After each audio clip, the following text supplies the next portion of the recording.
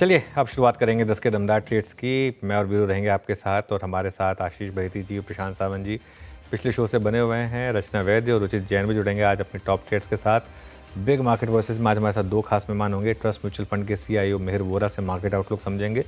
JM financial services fund manager Ashish Athmota से market पर एक टेक्नो फंडा अप्रोच पर कुछ इन्वेस्टमेंट आइडियाज़ और इंडेक्स पर भी बातचीत करेंगे। लेकिन ये कुछ ही देर में मार्केट पर एक बार नज़र डालते हैं। मार्केट फिर एक कोशिश कर रहा है उस ऊपरी लेवल से स्लिप होने के बाद लोअर लेवल से दोबारा रिकवरी दिखाने की।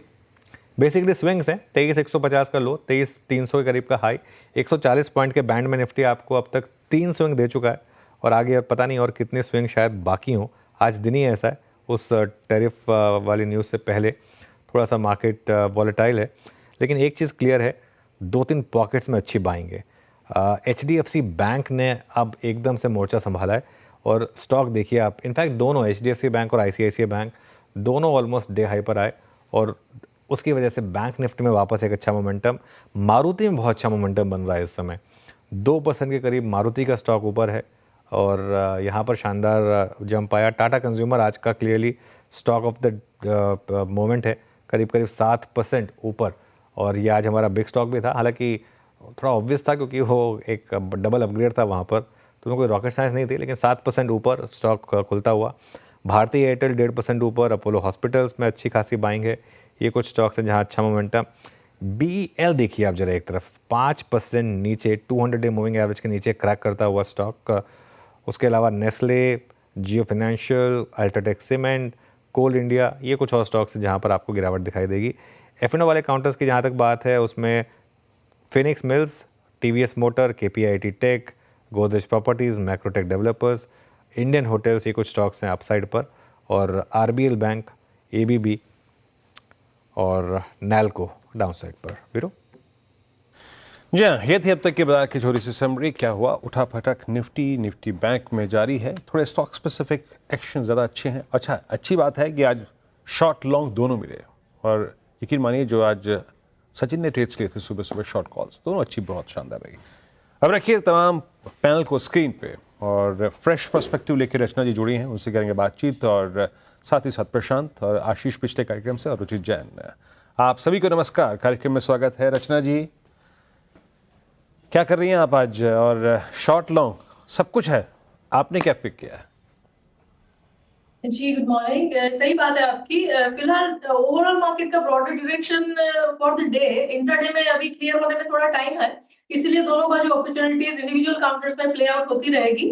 और इस वक्त के लिए मेरे हिसाब से एक शॉर्ट हम देखेंगे, जो हम बिरला सॉफ्ट में देखेंगे। बिरला सॉफ्ट के फ्यूचर्स में 385.6 पे है ये जब तक 390 के नीचे रहते हैं तो देयर आर चांसेस कि ये 379 को छुएंगे। तो 379 के टारगेट के साथ इसको शॉर्ट करेंगे हम बिरला सॉफ्ट को। और एक हम लॉन्ग ट्रेड लेना चाहेंगे which would be in Bajaj Finserv. Bajaj Finserv जब तक कल का लो सस्टेन करेगा, ये तो ओवरऑल मार्केट वीक है, अदरवाइज इसका अपना चार्ट इज वेरी गुड। अगर ये कल का लो सस्टेन करता है तो गुड अमाउंट ऑफ चांसेस रहते हैं कि ये 1990 की तरफ जाता हुआ हमें जल्दी दिखना चाहिए। 1990 के बाद इवन 2010 तक ये जा सकता है। कल का लो हमारा एसएल रहेगा which would be around 1940। Okay, तो आपके ट्रेड्स यहाँ पे, और बजाज फिनसर्व। आज एक चीज़ अच्छी है जो सुबह मैं उल्लेख कर भी रहा था कि आज NBFCs में मूव अच्छा है 2-3 दिन की कूलिंग ऑफ के बाद। और एक बात याद रखिएगा, सुबह पल्स में भी मैंने जो कही थी कि NBFCs में प्रॉफिट टेकिंग हुई थी, लॉन्ग्स अनवाइंड हुए थे, शॉर्टिंग नहीं हुई थी। तो आज एक बार फिर से जोर पकड़ता हुआ ये पूरा का पूरा खेमा। रुचित, गुड मॉर्निंग, कार्यक्रम में स्वागत है आपका। बताइए आपके दो ट्रेड्स इस वक्त के। जी very good morning Virendra ji, very good morning to everyone. दो स्टॉक्स है लेकिन मेरे दोनों ही खरीदारी साइड है। सो ऐसे ही स्टॉक्स देखे जहाँ पे रिलेटिव स्ट्रेंथ दिख रही है ऐसे वॉलेटाइल मार्केट्स में। सबसे पहला तो NBFC स्पेस में ही रहेगा, वो है मनप्पुरम फाइनेंस। सो पिछले हफ्ते जो हमने देखा कि न्यूज़ बेस्ड मूव्स आए थे, उसमें स्टॉक ने एक मंथली चार्ट पे ब्रेकआउट दिया था, और मंथली चार्ट पे 31 को जो मंथ एंड क्लोजिंग हुई है उसमें कप एंड हैंडल का ब्रेकआउट ये स्टॉक ने दिया है। सो और वो भी काफ़ी अच्छे वॉल्यूम्स के साथ। सो हमें लग रहा है कि यहाँ पे प्राइस वाइज डाउनसाइड काफ़ी लिमिटेड है इरिस्पेक्टिव ऑफ मार्केट वॉलेटिलिटी। सो ऐसे वॉलेटाइल टाइम्स में थोड़ा सेफर बेट भी है, तो मनप्पुरम फाइनेंस करंट लेवल्स पे खरीदारी की सलाह है 224 के स्टॉप लॉस से 245 के अराउंड के टारगेट्स, 245 के टारगेट्स के लिए। और दूसरा स्टॉक पिक जो रहेगा वो अपोलो हॉस्पिटल्स में खरीदारी की सलाह है। सो अगर लोअर टाइम फ्रेम पे देखें तो एक बुलिश फ्लैग पैटर्न जैसा ब्रेकआउट आया है जहाँ पे हमने मार्केट के साथ साथ सेकेंड हाफ ऑफ मार्च में एक अपमूव स्टॉक में देखा, फिर लगभग 5 से 6 ट्रेडिंग सेशंस का कंसोलिडेशन हुआ। सो ऐसे फ्लैग जैसा पैटर्न बना है जिसमें 20 डेमा ये स्टॉक के लिए एक अच्छा सपोर्ट बेस बना और अब फिर से उसका ब्रेकआउट ये स्टॉक में देखने मिला है। सो अपोलो हॉस्पिटल्स 6630 के स्टॉप लॉस से खरीदारी की सलाह है 6850 के टारगेट्स के लिए। ओके अपोलो, इस वक्त क्या खूबसूरत ट्रेड। हमने ओपनिंग के बाद मेरे ख्याल से लगभग 10 मिनट बाद राजेश जी का से चर्चा की भी थी इस पर। 6725 डे हाई पर कल 5 दिन तक 100 डेमा को स्ट्राइक करने के बाद फाइनल ब्रेकआउट है। आशीष बहती जी, आपके 2 ट्रेड्स क्या रहेंगे इस वक्त के? वीरेन जी, दोनों ही शॉर्ट कॉल रहेगी। पहले रहेगा M&M फाइनेंस पे। हमें लग रहा है कि अभी यहाँ पे गिरावट बढ़ते हुए देखने मिल रही है। स्टॉक 20 डेमा के नीचे स्लिप हो चुका है, तो यहाँ बिकवाली की सलाह है। 279 का स्टॉप लॉस लगाकर बिकवाली की जा सकती है। 269 एंड 264 दो टारगेट के लिए इसमें बिकवाली करने की सलाह रहेगी। दूसरा जो स्टॉक हमें लग रहा है कि जिसमें क्रैकडाउन हो रहा है वो IRCTC, यहाँ पे भी शॉर्ट करने की सलाह रहेगी। 730 का स्टॉप लॉस लगाना है, 700 का पहला टारगेट एंड 690 के दूसरे टारगेट के लिए इसमें भी बिकवाली करने की सलाह रहेगी। ओके, और IRCTC पे शॉर्ट कॉल। प्रशांत जी, आपके 2 ट्रेड्स इस वक्त के? जी वीरू जी, दोनों ही शॉर्ट साइड रहेंगे। तो फर्स्ट ट्रेड होगा नाल्को। यहाँ पे डिस्ट्रीब्यूशन ऑलमोस्ट कंफर्म होने का और हम 172 172 स्पॉट ट्रेड कर रहे हैं। बिकवाली की सलाह होगी स्टॉप लॉस 178 178 के ऊपर रख के टारगेट होगा 160 से लेके 155 160 155। और नेक्स्ट होगा HDFC AMC, जहां रेजिस्टेंस के आसपास एक स्ट्रॉन्ग रिएक्शन नजर आ रहा है। यहाँ स्टॉप लॉस 4050 स्पॉट के ऊपर अबव 4050 रख के टारगेट होगा 3850 से लेके 3800 3850 3800।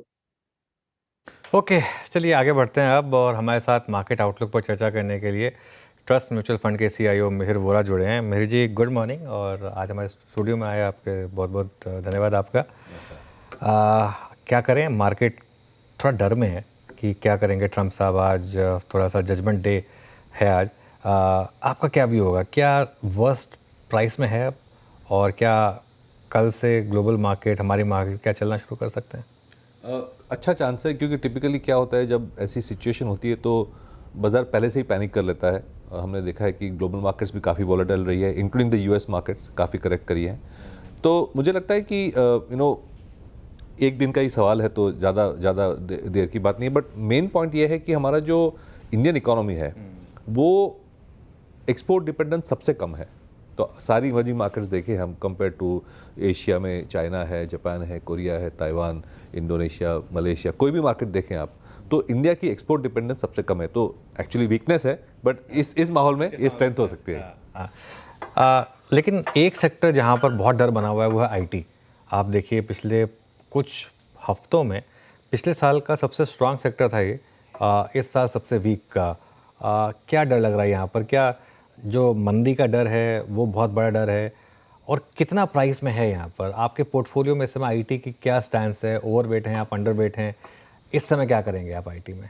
तो IT में हम काफ़ी टाइम से स्ट्रक्चरली मैं कहूँगा अंडरवेट है, खास करके लार्ज कैप IT में। जो भी हमारा एक्सपोजर है IT में वो मिड कैप कंपनीज़ में है, और उसके सबसे बड़ी रीज़न ये है, वजह यह है कि हमने जो कोविड के टाइम पे जो एक एक्स्ट्रा स्पेंडिंग देखी थी कॉर्पोरेट्स से ग्लोबली, US, यूरोप, इंडिया में भी एक्स्ट्रा IT स्पेंड करने की ज़रूरत पड़ी थी। उसकी वजह से 2 साल हमें बहुत ज़्यादा अर्निंग्स ग्रोथ दिखी, ग्रोथ, बट वो एक वन टाइम था मेरे ख्याल से। और अब जो पिछले 1 साल से हम देखें तो नॉर्मलाइज हो रहा है। कोविड के पहले अगर हम देखें तो IT सर्विसेज का जो मॉडल था वो 5 से 10% का ग्रोथ दे रहा था। मुझे लगता है वही स्ट्रक्चरल ग्रोथ रेट है, बिकॉज ऐसी कोई नई बिजनेस मॉडल कोई इन्वेंट तो कर नहीं रहे। तो US स्पेंडिंग भी नॉर्मलाइज हुई है, तो मेरे ख्याल से 5 to 10% जो ग्रोथ पहले कर रही थी वो नॉर्मल ग्रोथ की ओर लार्ज कैप IT कंपनीज जा रही हैं। हाँ, स्टॉक पिकिंग में मिड कैप जो कंपनीज हैं उसमें स्पेसिफिक कंपनीज है जहाँ पे हंगर ज़्यादा है, जहाँ पे मैनेजमेंट्स में एक बिग पिक्चर विजन है, और जहाँ पे लो बेस की वजह से और स्पेसिफिक नीश सेगमेंट्स की वजह से वो अच्छा ग्रो कर सकते हैं। तो स्टॉक पिकिंग कर सकते हैं, but structurally as a sector we are underweight. आप अंडरवेट हैं इस स्पेस पे।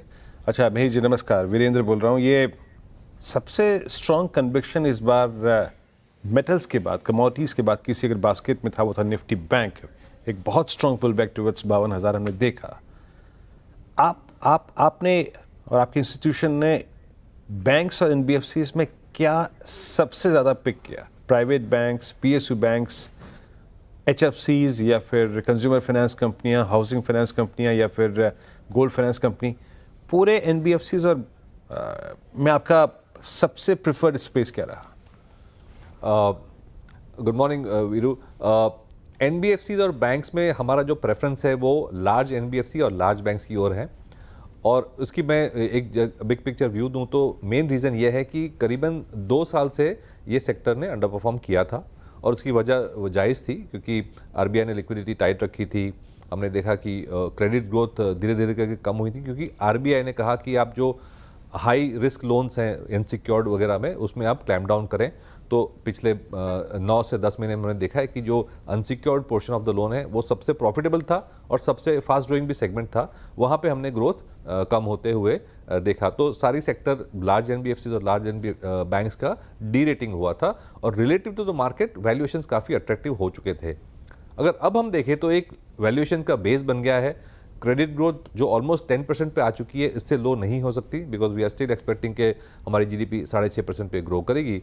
तो मुझे लगता है कि FY26 जो आने वाला जो साल है उसमें अगर हम 13, 14, 15% क्रेडिट ग्रोथ अचीव कर लेंगे और बैंक्स की जो वैल्यूएशन है वो ये लेवल पे शुरू कर रही हैं तो एक अच्छी आउट परफॉर्मेंस की सिचुएशन बन रही है। शॉर्ट टर्म में मैं देखूं तो other good factors are RBI ने जो लिक्विडिटी की रिक्वायरमेंट्स थी वो कम करी हैं बैंक्स के लिए। RBI ने इंक्लूडिंग येस्टरडे एक सरप्राइज OMO किया है तो लिक्विडिटी जो नेगेटिव थी वो सिस्टम लिक्विडिटी पॉजिटिव करने की ओर जा रही है। RBI मुझे लगता है एक और रेट कट भी करेगा अगली पॉलिसी में वेरी शॉर्टली।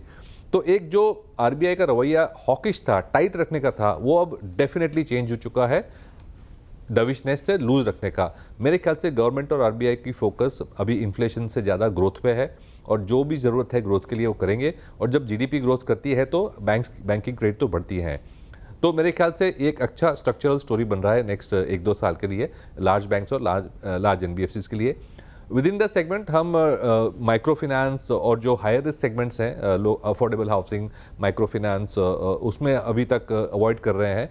जो गोल्ड फाइनेंस हैं, जो व्हीकल फाइनेंस है एंड डाइवर्सिफाइड जो फाइनेंशियल्स हैं इंक्लूडिंग पर्सनल लोन्स वगैरह, उसमें हम ज़्यादा फोकस कर रहे हैं।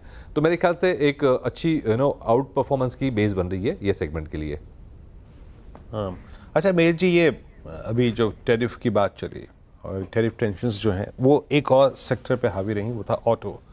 और जो न्यू इमर्जिंग थी वो EV, उसमें टेस्ला की भारत में मौजूदगी शायद तमाम ऑटो कंपनियों को थोड़ा सा बैकफुट पे रख रही हैं और टेस्ला खुद अब BYD के नंबर से परेशान है। पर हमें ऑटो को अप्रोच कैसे करना चाहिए इस वक्त? अब सो ऑटो में हमारा व्यू ज़्यादा पॉजिटिव नहीं है। टू व्हीलर्स में मेरे ख्याल से ऐसी कोई टैरिफ की इश्यूज़ नहीं होगी। ट्रैक्टर्स फॉर एग्जांपल उसमें ज़्यादा टैरिफ की इश्यूज़ नहीं होगी। तो ये सब सेगमेंट्स जो है उसमें हम ज़्यादा फोकस कर रहे हैं और सिलेक्टिवली अभी भी जो मिड कैप और स्मॉल कैप ऑटो एंसिलरीज हैं उनमें काफ़ी अच्छी कंपनीज हैं, वो स्पेशलाइज्ड प्रोडक्ट्स, स्पेशलाइज्ड सेगमेंट्स में काम कर रही हैं, कैपेसिटीज़ बढ़ा रही हैं, ग्लोबल मार्केट शेयर गेन कर रही हैं।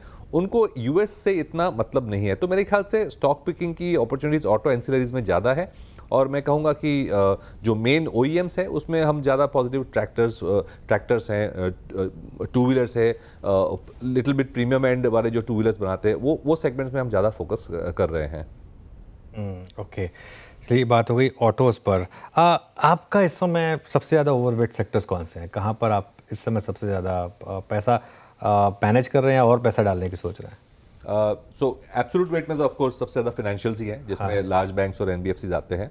उसमें माइल्ड ओवरवेट कहूँगा मैं। लेकिन सिग्निफिकेंट ओवरवेट में अगर बात करूँ तो इंडस्ट्रियल्स सेक्टर में है। खास करके विद इन इंडस्ट्रियल्स डिफेंस है, कैपिटल गुड्स है, मैं कहूँगा पावर सेक्टर लिंक जो स्टॉक्स हैं उसमें हमारी काफ़ी सिग्निफिकेंट ओवरवेट है।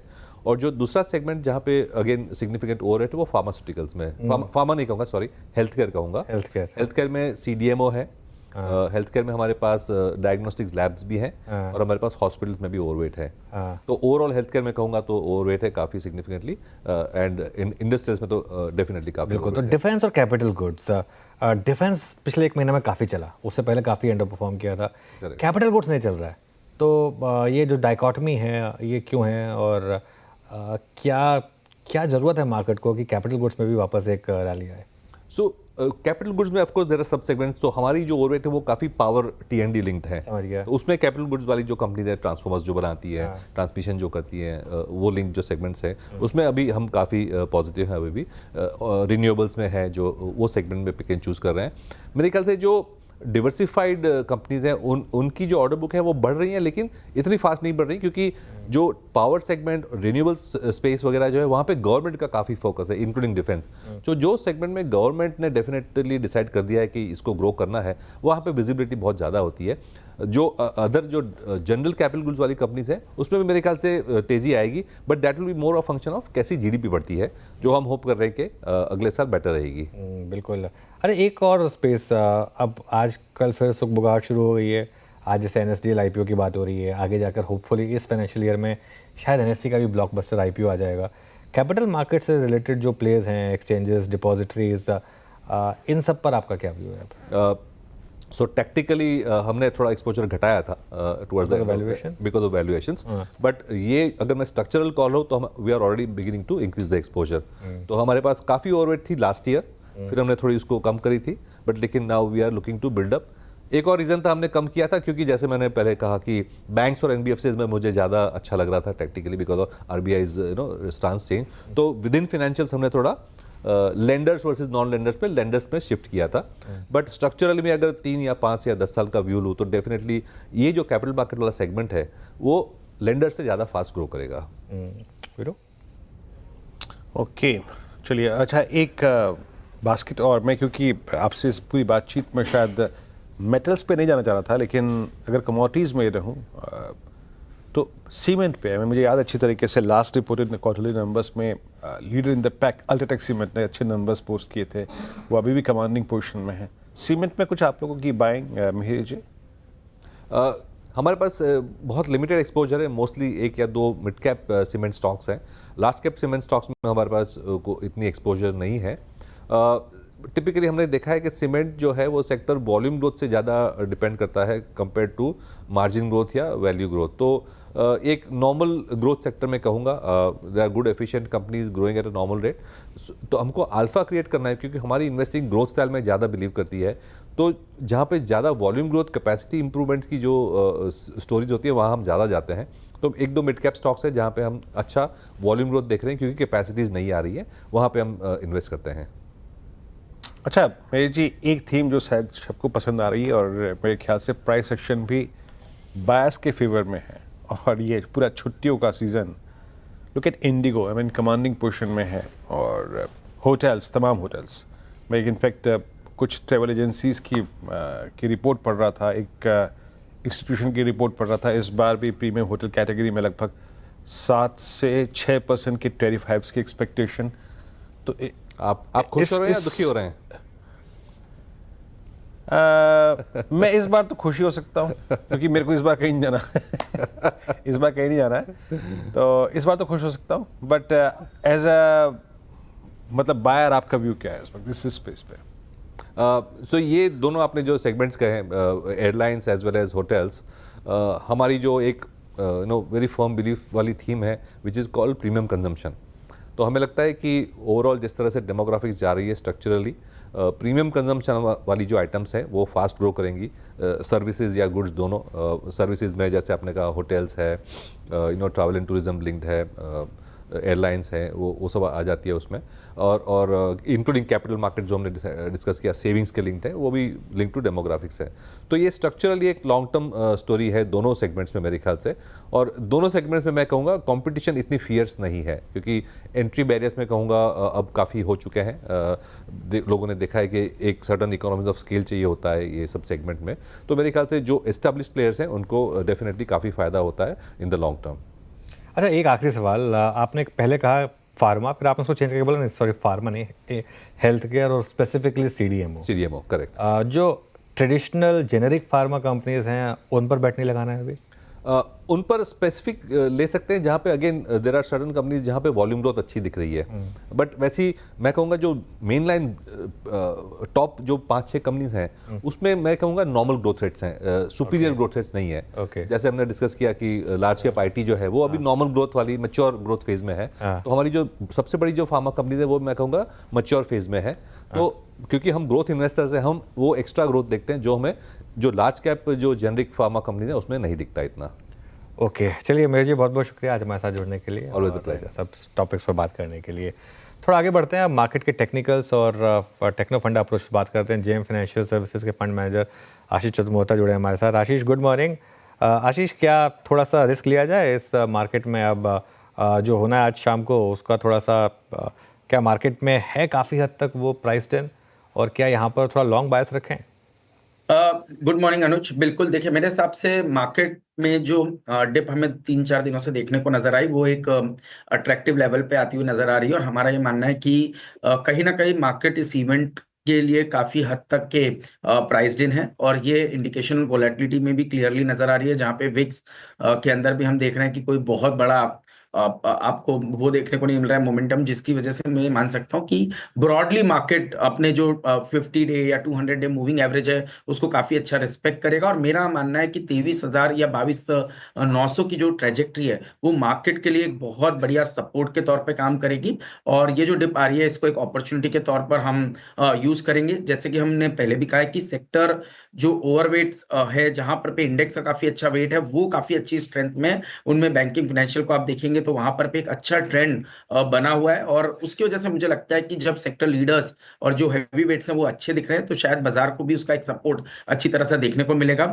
डोमेस्टिक कंजम्पशन में भी हमने देखा है कि चाहे टूरिज्म की बात हो, होटल्स की बात हो, इनके अंदर में काफी अच्छा ट्रेंड बना है। तो मेरे ख्याल से जो चीजें टैरिफ से बहुत ज्यादा इंपैक्टेड नहीं है उनमें किसी भी तरह की वीकनेस बाजार नहीं दिखा रहा है, जो क्लियर इंडिकेशन है कि मेरे हिसाब से बाय ऑन डिप्स का एक मार्केट ये बनता हुआ नजर आएगा। डेफिनेटली जहां से थोड़ा सा भी इस समय हम दूरी बनाए रखे हैं वो है फार्मा की जो टॉप कंपनीज है वहां पे, जिनका काफी ज्यादा एक्सपोर्ट यूएस के अंदर में होता है, या ऑटो के अंदर में जहां पर पे भी थोड़ा सा टैरिफ को लेकर के एक कंसर्न है। उन सेक्टर्स को थोड़ा सा एक अंडरवेट रख रहे हैं, उनसे थोड़ी दूरी बनाए रखें, बट अदरवाइज डोमेस्टिक थीम्स काफी स्ट्रांग नजर आ रही है।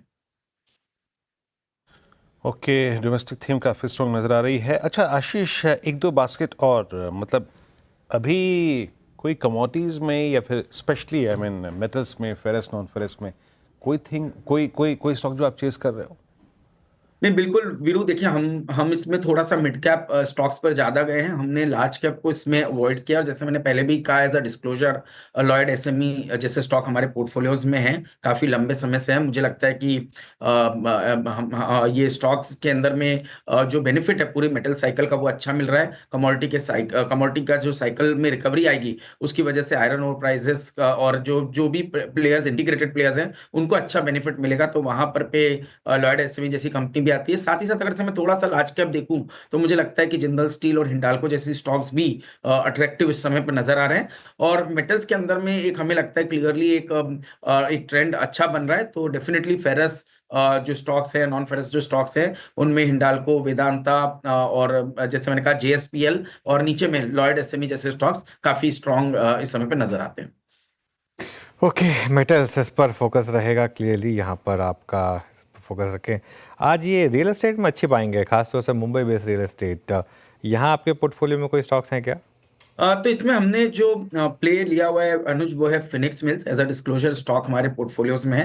मुझे लगता है कि एक अच्छा यहाँ पर पे एक तो एक एन्युटी इनकम के जैसे हम इस स्टॉक को देखते हैं, और हमें लगता है कि साइकिल बहुत ही अच्छी तरह से परफॉर्म की है रियल एस्टेट की पिछले कुछ समय में। बट अगर से आप पिछले 3-4 महीने का डेटा देखेंगे तो थोड़ा सा सेल्स में एक स्टैग्नेशन हमें आता हुआ नजर आ रहा है। सेल्स वेलोसिटी जो है वो थोड़ी सी धीमी पड़ी है, और ये मुझे लगता है कि एटलीस्ट कुछ समय तक के ट्रेंड बना रहेगा। तो शॉर्ट टर्म में मैं समझता हूँ एटलीस्ट 3 से 4 महीना ये शायद, मुझे लगता नहीं कि बहुत जल्दी कोई स्ट्रॉन्ग रैली रियल एस्टेट में आएगी, बट स्ट्रक्चरली हम काफी पॉजिटिव है। तो अगर से मैं थोड़ा एक लॉन्ग टर्म व्यू लूँ तो डेफिनेटली मुझे लगता है लोढ़ा, मैंने कि मैक्रोटेक डेवलपर्स, या साथ ही साथ अगर से डीएलएफ जैसे प्लेयर्स की बात करें तो ये काफी अट्रैक्टिव नजर आते हैं। बट अगर से मैं इनको short term, medium term view लूँ तो मुझे लगता है कि कंसोलिडेशन का फेज यहाँ कंटिन्यू रहेगा, और इसीलिए आप पोजीशंस को मेरे साथ, हम जो पोजीशंस इसके अंदर में बनाएंगे वो बहुत धीरे धीरे बनाएंगे rather than at one go. Okay Ashish, ये हॉस्पिटल स्टॉक्स में कोई व्यू आपका, अपोलो और या फिर डायग्नोस्टिक तक स्प्रेड करूं इस प्रश्न को? तो हॉस्पिटल्स पे हम काफी पॉजिटिव है वीरेंद्र। हमने चर्चा भी की और बताया भी कि मेदांता जैसा स्टॉक हमारे पोर्टफोलियो में बना हुआ है और ये पूरी थीम ही हमें काफी पसंद आती है, क्योंकि सबसे बड़ी बात ये है कि यहाँ पर भी आप देखेंगे कि जो ऑक्यूपेंसीज है वो काफी अच्छी है। जैसे एवरेज रेवेन्यू पर ऑपरेटिंग बेड भी अगर से आप देखें मेदांता जैसे कंपनी का ऑलमोस्ट 69,000 का है।